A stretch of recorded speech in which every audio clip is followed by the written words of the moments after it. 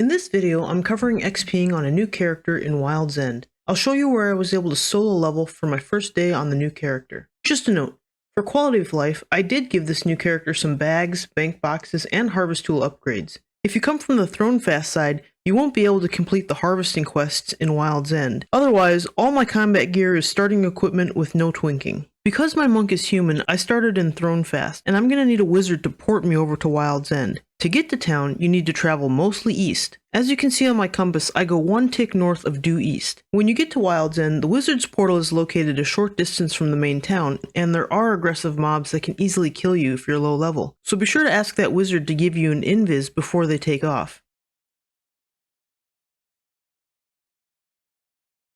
Traveling on this bearing will get you to the Bindstone and the elevator, where you can begin your adventures in Wild's End.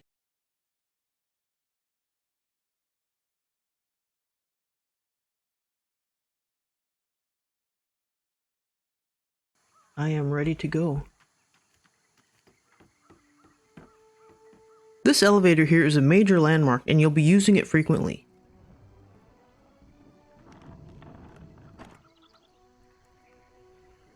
I'm level 1 right now, so I'm going to head down the elevator and start XPing on some basic mobs that are at ground level below the town.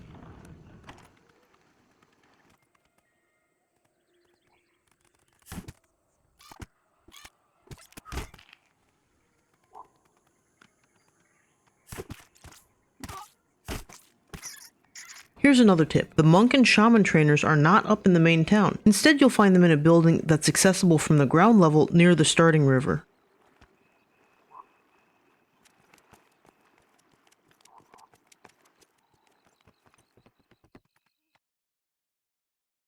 The Necromancer and Direlord trainers can also be reached from ground level, but they're across the river in this building here. Eventually I started killing frogs along the shore, as they were both good XP and plentiful. The next areas to consider for XPing are in the adjacent areas across the river.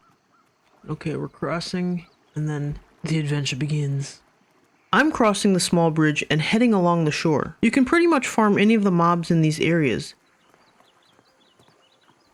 Be sure to consider or con the enemies, the default key is C, to get insight on how difficult these fights will be for you.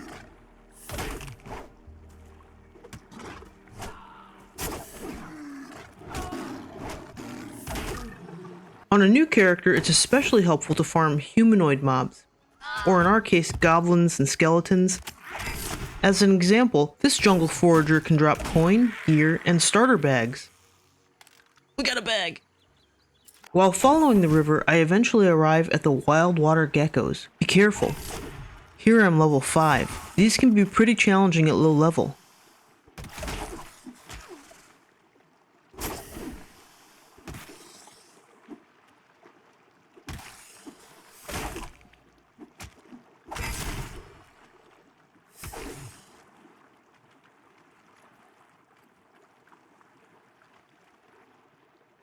I took some damage though, for sure. Holy cow.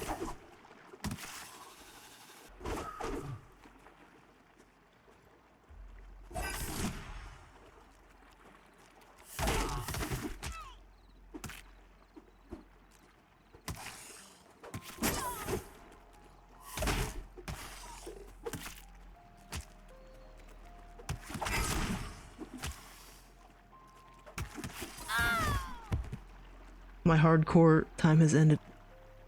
I'm gonna go kill some other stuff. For now, I'm gonna XP on easier stuff, and especially try to hunt for gear drops.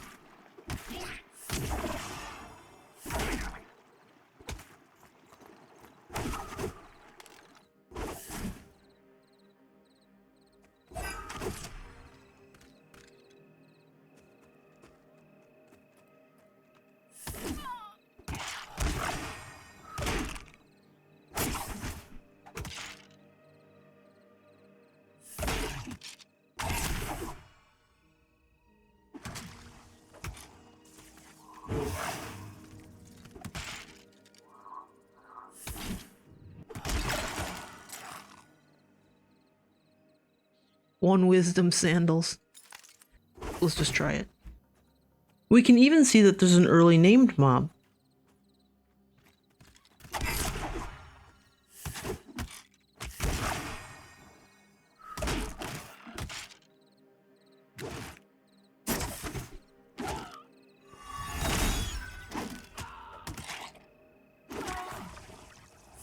I'm currently level 7 and was able to defeat Thrixar the Bonehowl fairly easily, and he was a dark blue con. Starting again at the small bridge, there's a good area north of town for foragers, foxes, and some more skeletons.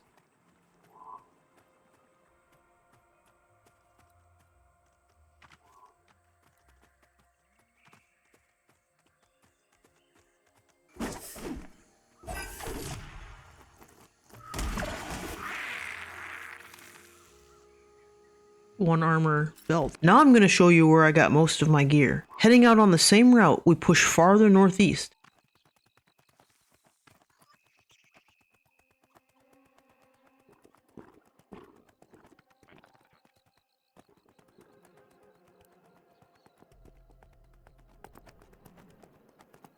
This little pond here with 2 frogs was a nice little landmark for me. From here we follow the channel northeast until you see signs of the goblin huts.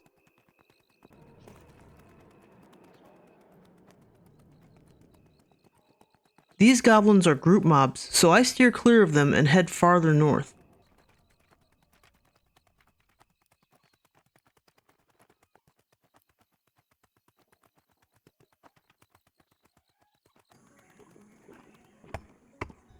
Oh, there's that bridge, okay. Over here is going to be the area that had the skeletons. If this video was helpful, please be sure to like, comment, and subscribe. You can also follow me on Twitch. It really does help.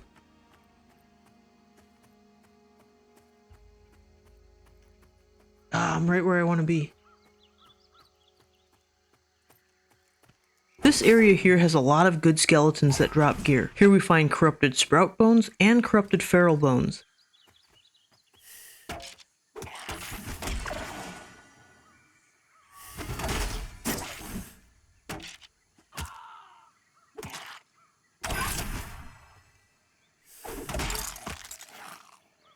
The feral bones are more dangerous as they have Bone Spike, a large direct damage skill.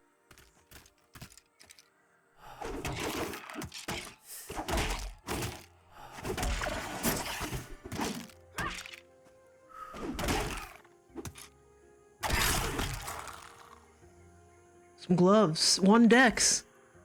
Also be aware that both types of skeletons can spawn as sinister types instead of corrupted. The sinister versions hit even harder and additionally cast Curse Bolt, another large damage skill. In my experience, every sinister I defeated dropped gear. On this pull, I didn't know about the sinister variants, so I was caught by surprise, as I thought I was fighting an easier sprout bone. Oh, what? I didn't even see what killed me. Was it a bone spike? Here's something that I found to be neat. At night, and when it's dark, the corrupted sprout bones glow green, the corrupted feral bones glow blue, and the sinisters of both types glow red. Getting some of the gear here was a great way to end my first day in Wild's End.